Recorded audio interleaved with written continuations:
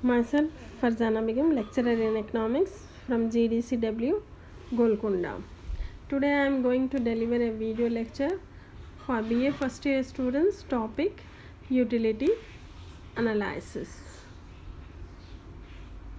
Contents: approaches to utility analysis, relation between total utility and marginal utility, consumer equilibrium in case of single commodity and in case of two commodities.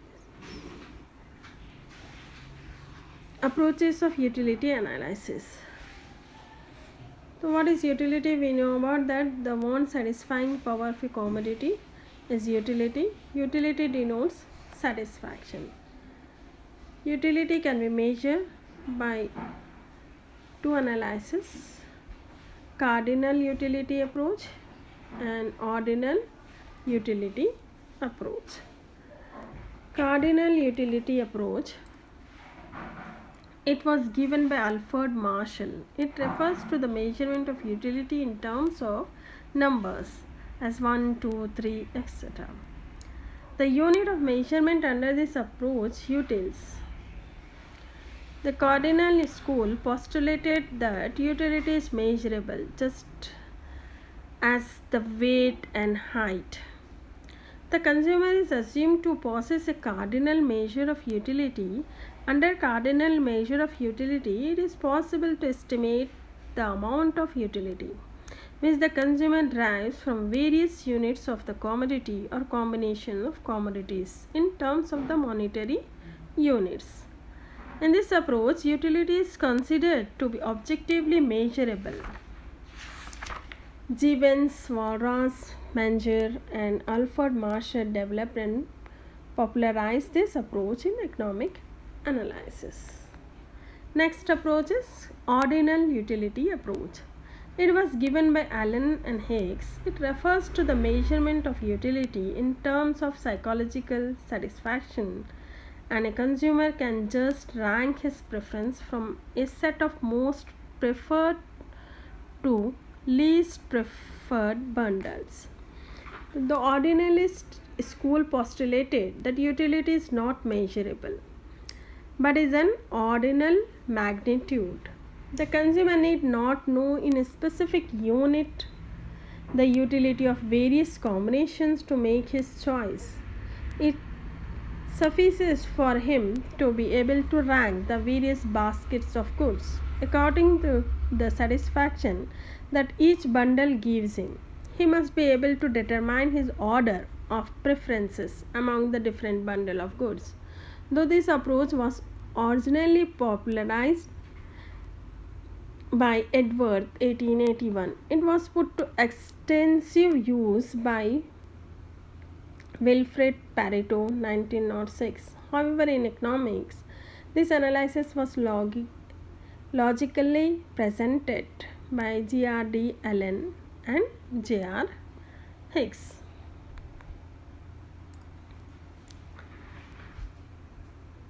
Cardinal utility analysis.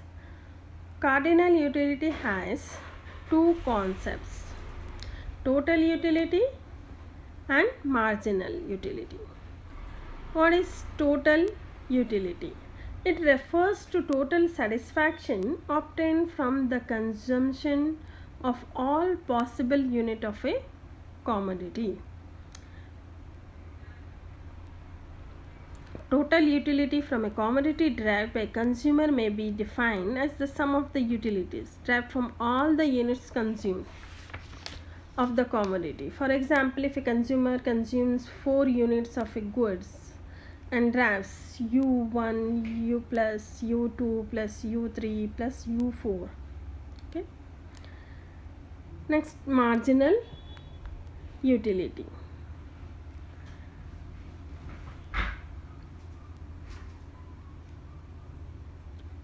Marginal utility, it is the additional utility derived from the consumption of one more unit of the given commodity. The marginal utility is defined as the change in total utility resulting from one unit change in the consumption of commodity at a given time. marginal utility of number of unit of a commodity is the difference between total utility of n units and n minus 1 units of the commodity, simply called delta tu divided by delta q. So here delta tu, change in total utility, change in delta q, change in number of units consumes. The expression marginal in economics always means additional or extra. The law of diminishing marginal utility is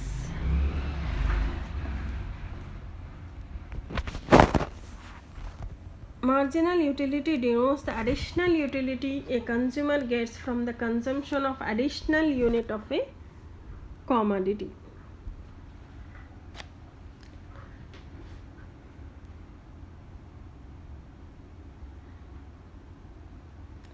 Now we will explain about the law of diminishing marginal utility.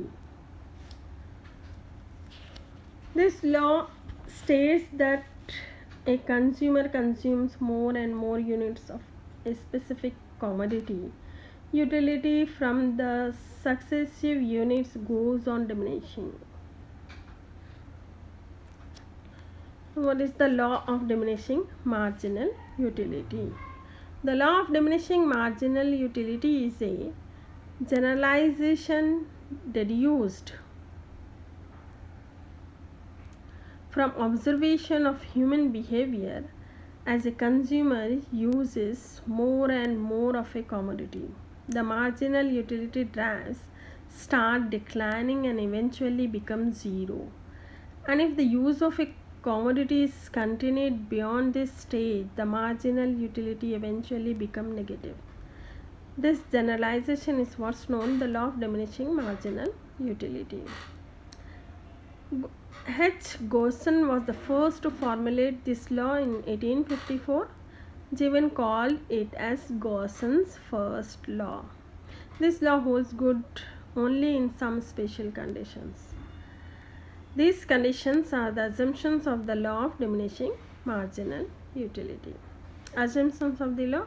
The law holds good only when different units of the commodity consumes are the same standard both in taste, quantity and quality.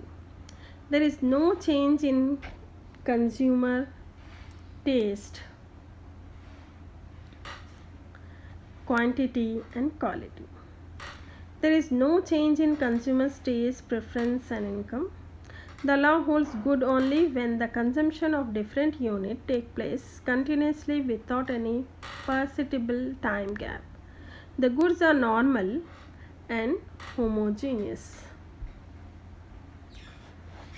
The consumer during the process of the consumption of the commodity is mentally normal and stable. In order to explain law of diminishing marginal utility, we have to understand the following concepts of the utility approach: total utility and marginal utility. So what is the relationship between the total utility and marginal utility? We know about that what is the total utility? Total utility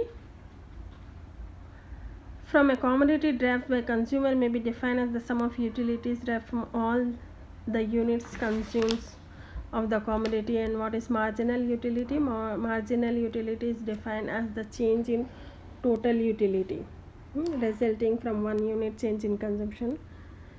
The marginal utility denotes the additional utility a consumer gets from the consumption of additional unit of a commodity. Now we can explain with the help of this graph. So here total utility is increasing, but increase by smaller and smaller amount for each additional unit. In other words, total utility is increasing and decreasing rate. It is clear from the above table that total utility is increasing but at a decreasing rate as the consumer is acquiring extra unit of the commodity. Total utility has reached maximum at fifth unit of a commodity.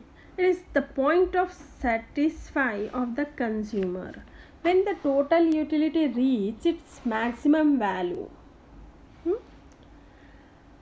Marginal utility becomes 0. So what is the maximum value here? 30. 30 is the maximum value.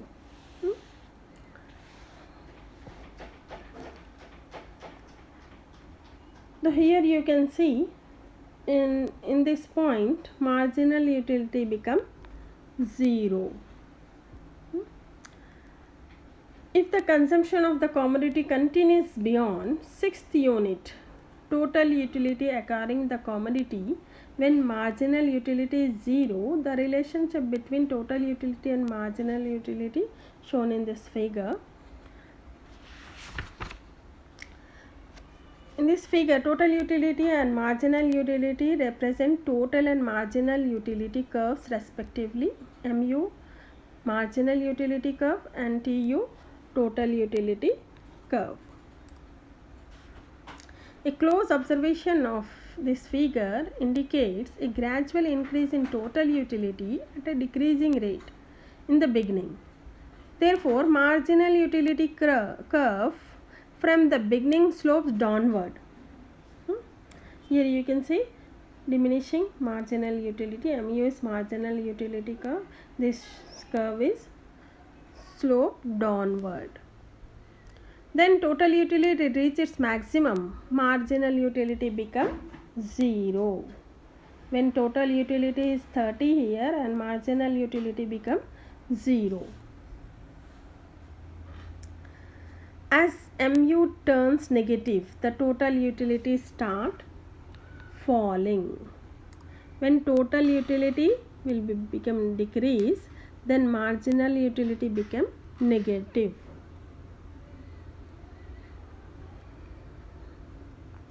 The consumer gets maximum satisfaction by consuming 6 units. The use of commodity beyond 6 units results in an adverse impact on the total utility, which start declining.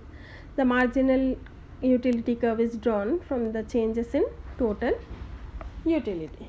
So this is the law of diminishing marginal utility. When a consumer consumes maximum units, he can get decline the satisfaction. But this law exemption to the law of diminishing marginal utility. The following are some of the important exemptions to the law.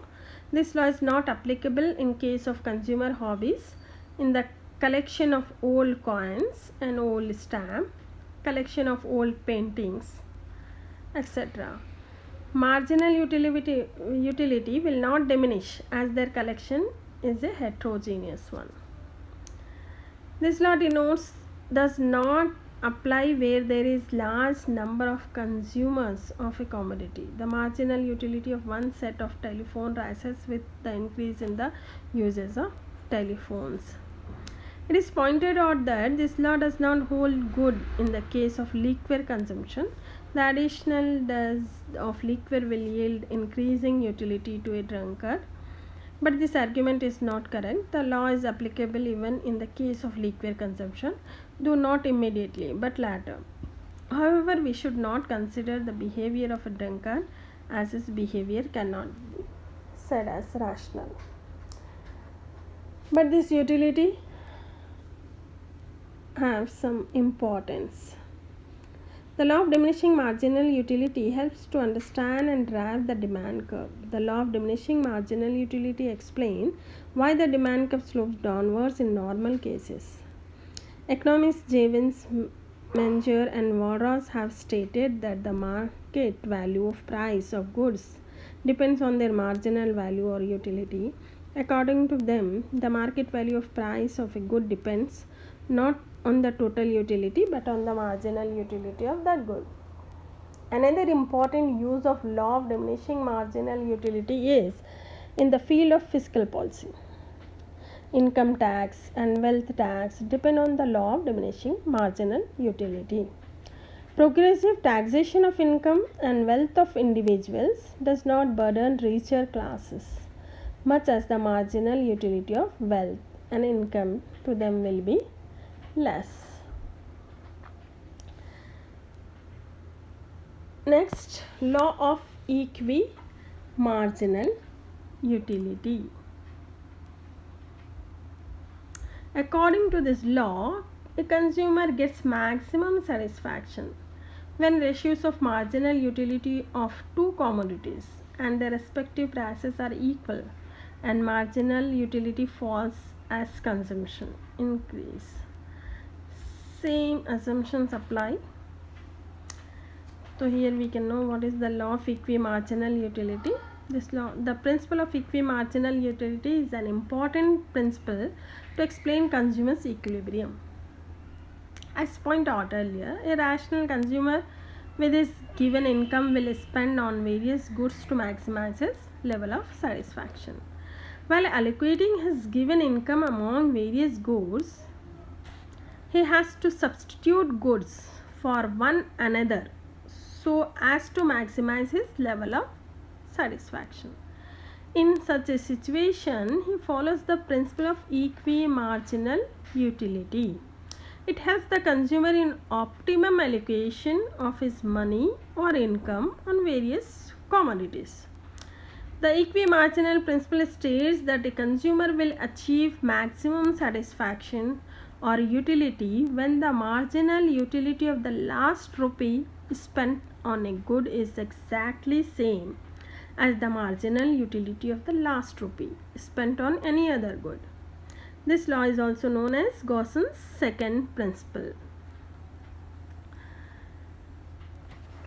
This law having some assumptions. More than two goods are considered for analysis.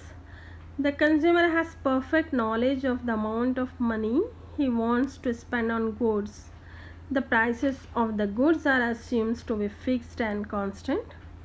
The consumer is well aware of alternative uses of different goods and services.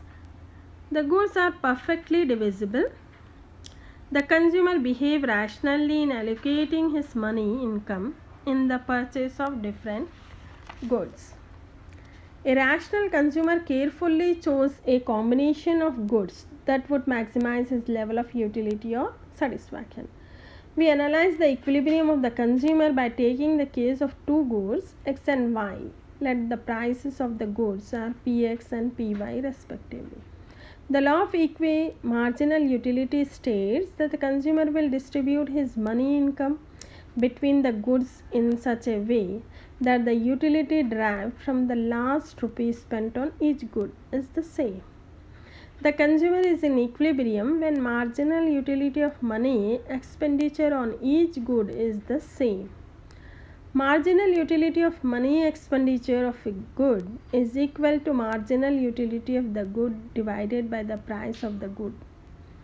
MUM is equal to MUX by PX is equal to MUY divided by PY is equal. The principle of equimarginal utility states that a rational consumer will spend his money income on different goods in such a way that marginal utility of each good is proportional to its price. The consumer is in equilibrium in respect of two goods, X and Y. So here consumer can consume two goods. MUX by Px is equal to MUY by Py is equal to MUM. M, that is money. The law of equimarginal utility illustrated through this table.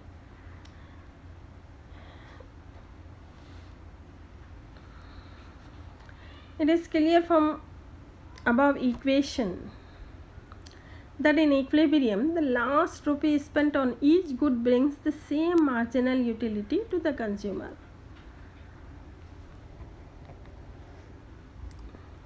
MUX by PX is equal to MUY by PY is equal to MUM. So it is the clear form the above equation, that in equilibrium the last rupee spent on each good brings the same marginal utility to consumer. Further, the ratio of marginal utility of the two goods will be equal to the price ratio as per second equation. Mu A by PA is equal to Mu B by PB, like that Mu N by Pn.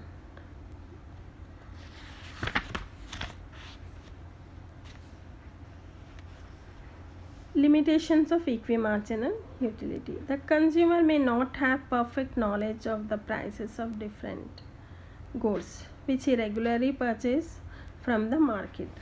The law of equimarginal utility depends on the assumption of perfect knowledge of price of goods.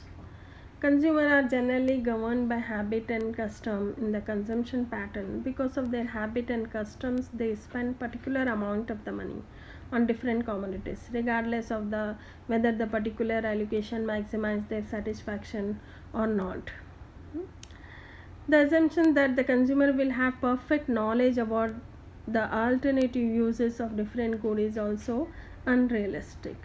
Further, this law is not applicable in case of indivisible goods. Goods are